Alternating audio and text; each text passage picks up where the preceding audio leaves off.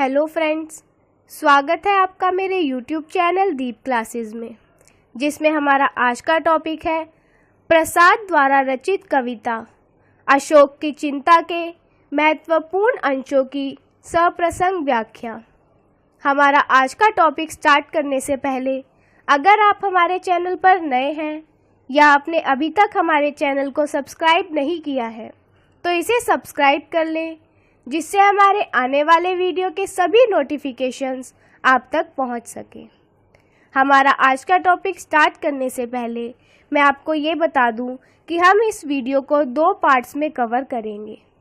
आप जो ये वीडियो देख रहे हैं ये इस टॉपिक का पार्ट 1 है। चलिए अब हम अपना पार्ट 1 स्टार्ट करते हैं।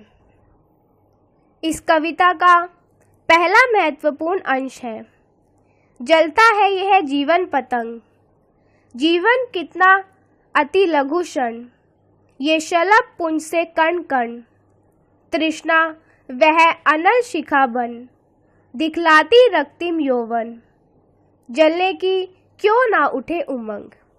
यदि बात की जाए इस कविता के संदर्भ की तो यह पंक्तियाँ प्रसाद द्वारा रचित लहर काव्य संग्रह में रचित कविता अशोक की चिंता से ली गई है। आते हैं इसके प्रसंग पर। कवि इस कविता में जब सम्राट अशोक कलिंग पर विजय प्राप्त कर लेता है तब उसे कलिंग विजय में भीषण नरसंहार को देखकर सम्राट अशोक को बहुत विरक्ति हुई। इस विरक्ति की भावना के कारण अशोक चिंता में डूब जाता है। इस अंश की व्याख्या देखते हैं।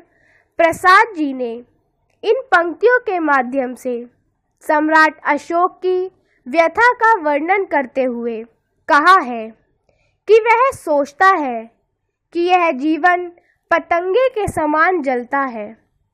जीवन का समय बहुत थोड़ा है, जीवन के बहुत ही अल्प क्षण है।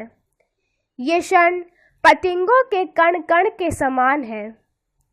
तृष्णा यानी कि लालसा, अग्निशिखा यानी कि दीपक की ज्योति, यौवन दिखलाती है यानी पूर्ण विकास के समान जलती है। ऐसी अग्निशिखा को देखकर जीवन रूपी पतंगे के मन में जलकर झुलसने की उमंग क्यों ना उठे। यदि बात की जाए इस अंश की विशेषताओं की तो इस कविता में कवि ने मनुष्य के जीवन को पतंगे के समान जलने का वर्णन किया है। दूसरा, भाषा लालिल्यपूर्ण खड़ी बोली है। तीसरा, शैली प्रश्नात्मक है। चौथा, अलंकार रूपक का प्रयोग किया गया है और छठा, मुक्तक छंद का प्रयोग किया गया है। अब आते हैं इस कविता के दूसरे महत्वपूर्ण अंश पर, जो है हे ऊंचा आज मगध शिर, पदतल में विजित पड़ा, दुरागत कंदर्दन ध्वनि फिर, क्यों गूंज रही है अस्थिर, कर विजयी का अभिमान भंग। यदि बात की जाए इस अंश के संदर्भ की तो यह पंक्तियाँ प्रसाद जी के काव्य संग्रह लहर में रचित कविता अशोक की चिंता से ली गई है। इसके प्रसंग को देखें तो कवि इसमें सम्राट अशोक की विजय व कलिंग राज्य की पराजय का वर्णन करते हैं। उनके कानों में पराजित सैनिकों की कराहों की आवाज सुनाई दे रही है। अब इसकी व्याख्या देखते हैं, जिसमें कवि कहते हैं कि आज मगध राज्य का मस्तिष्क स्वाभिमान से ऊंचा है, शत्रु पराजित होकर पैरों पर पड़ा है, शत्रु ने पूर्ण रूप से हथियार डाल दिए हैं। तब दूर से आने वाली रोने की आवाज कानों में क्यों गूंज रही है।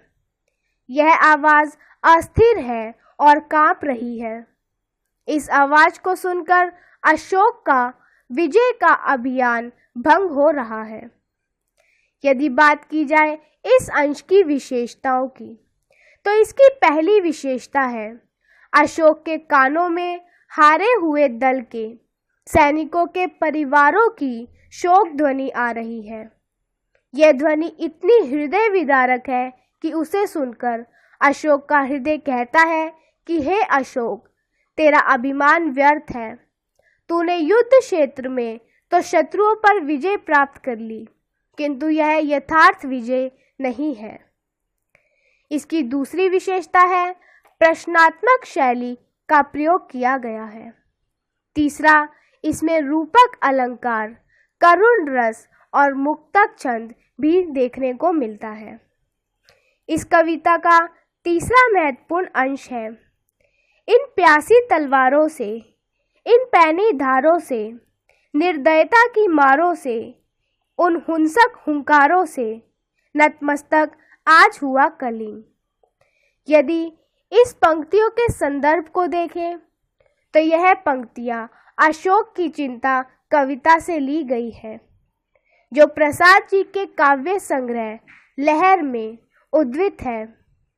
इस कविता के प्रसंग में देखते हैं कि कवि इसमें सम्राट अशोक की विजय और कलिंग की पराजय का वर्णन करते हुए उनके कानों में पराजित सैनिकों की कराहे की आवाज सुनाई दे रही है। इसकी व्याख्या देखते हैं। कवि अशोक की मनस्थिति का वर्णन करते हुए कहते हैं कि अशोक का मानना है कि कलिंग का मस्तक आज खून की प्यासी तलवारों से, तलवारों की पैनी धारों से, निर्दयता पूर्वक चलाई जाने वाली तलवारों की चोटों से, हिंसा करने वाली ऊंची आवाज़ों से हार कर झुक गया है। यह विजय हिंसा की विजय है।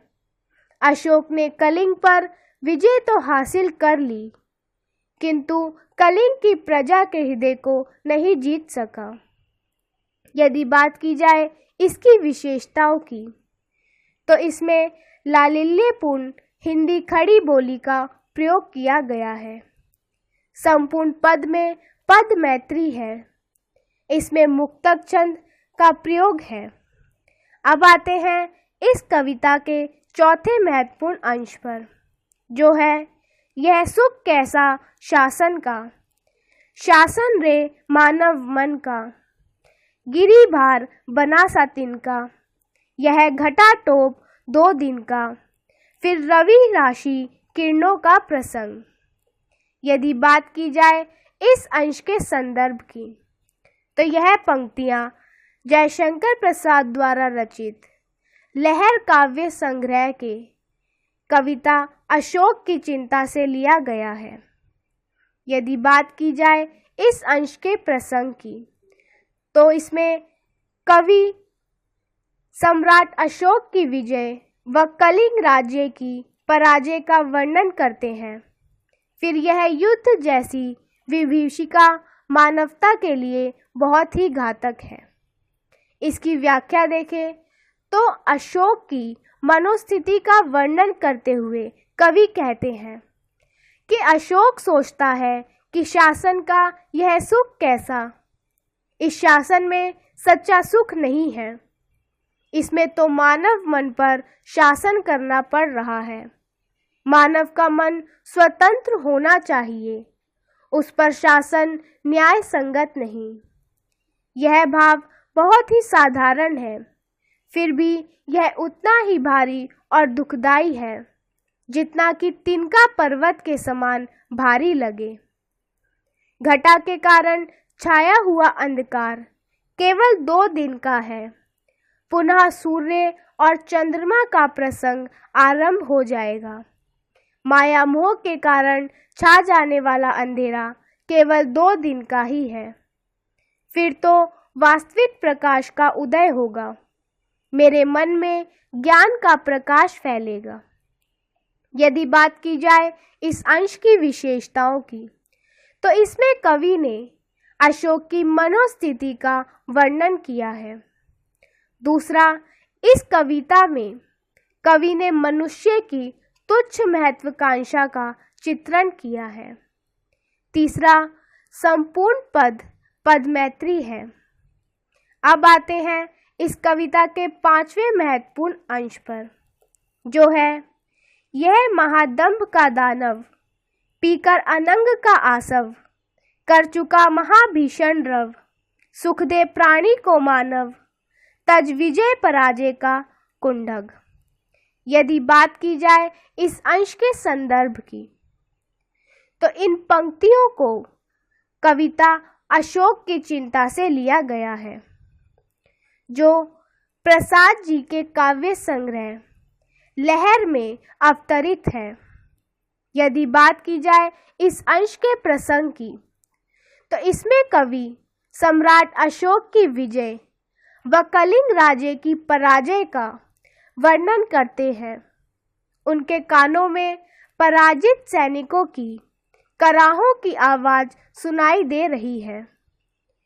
इसकी व्याख्या को देखते हैं। कवि इन पंक्तियों में सम्राट अशोक की मनोस्थिति का वर्णन करते हैं। वह बताते हैं कि अशोक को आत्मग्लानि होती है कि यह युद्ध और यह रक्तपात दानव का खेल है, मानव का नहीं। महान झूठे गर्व से भरा हुआ दानव, जो कि काम वासना की मदिरा पाकर ज्ञानांध होने के कारण युद्ध भूमि महाभीषण रव कर चुका है, मरने वालों की चित्कारें उत्पन्न कर चुका है। हे दानव, अब तू मानव बनकर अपनी दावनी प्रवृत्ति छोड़, प्राणी मात्र को सुख दे। युद्ध में विजय और पराजय का ढंग कुंडग है, इसे छोड़ दे। यदि बात की जाए इस अंश की विशेषताओं की, तो इसमें कवि ने अशोक के मन में युद्ध से वितृषा का वर्णन किया है।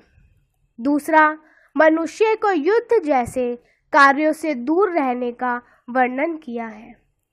अब आते हैं इस कविता के 6ठे महत्वपूर्ण अंश पर, जो है संकेत कौन दिखलाती, मुकुटों को सहज गिराती, जयमाला सूखी जाती, नश्वरता गीत सुनाती, तब नहीं थिरकते हैं तुरंग। यदि बात की जाए इस अंश के संदर्भ की, तो यह पंक्तियां अशोक की चिंता नामक कविता से अवतरित है। यह कविता प्रसाद के काव्य संग्रह लहर से ली गई है। इसके रचयिता हिंदी साहित्य के सुप्रसिद्ध छायावाद कवि जयशंकर प्रसाद है। यदि बात की जाए इसके प्रसंग की, तो इसमें कवि ने युद्ध की स्थिति के परिणामों का वर्णन किया है। इसकी व्याख्या देखते हैं, जिसमें कवि इन पंक्तियों में सम्राट अशोक की मनोस्थिति का वर्णन करते हैं और बताते हैं कि नश्वरता जब अपना गीत सुनाने लगती है, तब विनाश का तांडव आरंभ होता है। तब कौन सा संदेश पाकर राजमुकुट सहज ही धरती पर आ गिरते हैं, गले पड़ी हुई जयमाला सूख जाती है, तब अश्वों का थिरकना भी बंद हो जाता है। युद्ध भूमि में तब तक एक भी घोड़ा युद्धातुर होकर नहीं गिरता। यदि बात की जाए इस अंश की विशेषताओं की, तो इसमें कवि ने युद्ध की विनाश लीला के परिणामों का चित्रण किया है। दूसरा, कवि युद्ध की भयावहता का यथार्थ चित्रण करने में सफल हुए हैं। और तीसरा, इसमें प्रश्नात्मक शैली का प्रयोग किया गया है। अब आते हैं इस कविता के 7वें महत्वपूर्ण अंश पर, जो है वैभव की यह मधुशाला, जग पागल होने वाला, अब गिरा उठाकर मतवाला, प्याले में फिर भी हाला, यह क्षणिक चल रहा राग रंग। यदि बात की जाए इस अंश के संदर्भ की, तो यह पंक्तियां अशोक की चिंता नामक कविता से ली गई है। यह कविता हिंदी साहित्य के सुप्रसिद्ध कवि जयशंकर प्रसाद के काव्य संग्रह लहर से ली गई है। यदि बात की जाए इस अंश के प्रसंग की, तो इसमें कवि ने मनुष्य का थोथा दंभ और उसकी महत्वाकांक्षा का वर्णन किया है। इसकी व्याख्या देखते हैं, जिसमें कवि कहते हैं कि सम्राट अशोक की मनोस्थिति का वर्णन करते हुए वह कहते हैं कि यह संसार एक मधुशाला के समान है। यह मधुशाला वैभव संपन्नता की मधुशाला है। इस वैभव का पान कर जग पागल हो जाता है। जिस प्रकार आदमी मदिरा पीकर गिरता उठता और मतवाला हो जाता है, उसी प्रकार इस वैभव को भी पाकर मनुष्य की दशा ऐसी ही होती है। ऐसी दशा होने के बाद भी मनुष्य की प्यास नहीं बुझती। वैभव के लिए वह फिर व्याकुल होता है। इस प्रकार क्षणभंगुर राग रंग इस संसार की मधुशाला में चलता ही रहता है। यदि बात की जाए इस अंश की विशेषताओं की, तो इनमें रूपक और अनुप्रास अलंकार का प्रयोग है। दूसरा, इसमें कवि संसार की महाशक्तियों के झूठे दंभ का वर्णन करते हैं।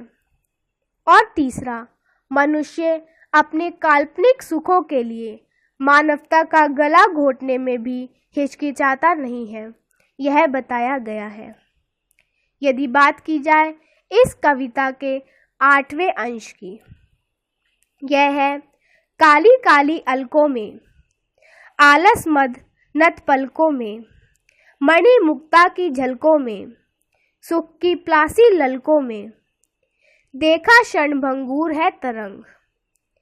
यदि बात की जाए इस अंश के संदर्भ की, तो यह पंक्तियां अशोक की कविता अशोक की चिंता नामक कविता से ली गई है, जो जयशंकर प्रसाद द्वारा काव्य संग्रह लहर में है। यदि बात की जाए इसके प्रसंग की, तो कवि इसमें मिथ्या और क्षणिक काल्पनिक सुखों के लिए मनुष्य किस सीमा तक जा सकता है, उसका वर्णन किया गया है। यदि बात करें इसकी व्याख्या की, तो इसमें कवि बताते हैं कि यह संसार ऐसा है कि यहाँ मनुष्य काली काली अलकों में मदिरा पान करने के कारण आलस और मद से झुकने वाली पलकों में, मणि और मोती की झलक में उन्हें देखकर काल्पनिक सुख की लालसा में क्षण भर के लिए फंस जाता है। इन मिथ्या और क्षणिक काल्पनिक सुखों के प्रति मन में पल भर के लिए लहरें उठती ही हैं। यदि बात की जाए इस अंश की विशेषताओं की, तो इसमें करुण रस का प्रयोग है। दूसरा, अनुप्रास और पुनरुक्ति प्रकाश अलंकार है। तीसरा, कवि ने इसमें मनुष्य का सांसारिक प्रलोभनों के प्रति संकेत किया है। अब आते हैं इस कविता के 9वें अंश पर, जो है फिर निर्जन उत्सवशाला, नीरव नुपुर श्रीलभ माला, सो जाती है मधुबाला, सूखा लुढ़का है प्याला, बजती वीणा न यहाँ मृदंग। यदि बात की जाए इस अंश के प्रसंग की, तो इसमें कवि युद्ध के परिणामों का वर्णन करते हैं कि युद्ध के बाद देश की प्रगति बहुत धीमी हो जाती है। मनुष्य को फिर से खुशहाली के लिए बहुत प्रयास करने पड़ते हैं। अब आते हैं इसकी व्याख्या पर। कवि इन पंक्तियों में सम्राट अशोक की मनोस्थिति का वर्णन करते हैं और बताते हैं कि इस संसार की उत्सवशाला से फिर निर्जन हो जाती है। यहाँ कोई भी जीवित नहीं रहता। नुपुर मौन हो जाते हैं, माला टूट जाती है। मधुशाला में मधुर वितरित करने वाली बालिका सो जाती है। वह मधु बांटना बंद कर देती है। प्याला सूखकर एक और पड़ा रहता है। ना तो वीणा के स्वर सुनाई देते हैं और ना ही मृदंग बजता है। यदि बात की जाए इस अंश की विशेषताओं की, तो इसमें कवि ने उत्सव के सब साज समाप्त होने का यथार्थ वर्णन किया है। दूसरा, युद्ध के बाद सब खुशियां समाप्त हो जाती है, ऐसा बताया गया है। और तीसरा, रूपक तथा अनुप्रास अलंकार के साथ साथ करुण रस का प्रयोग भी हमें इन पंक्तियों में देखने को मिलता है। इसी के साथ हम अपना आज का वीडियो यही खत्म करते हैं। इसके आने वाले अंशों की सप्रसंग व्याख्या को हम इस वीडियो के पार्ट 2 में देखेंगे। तब तक के लिए अगर हमारा आज का वीडियो आपको पसंद आया हो तो वीडियो को लाइक एंड शेयर करें और हमारे आने वाले सभी वीडियो के नोटिफिकेशंस के लिए हमारे चैनल को सब्सक्राइब करें। Thank you for watching.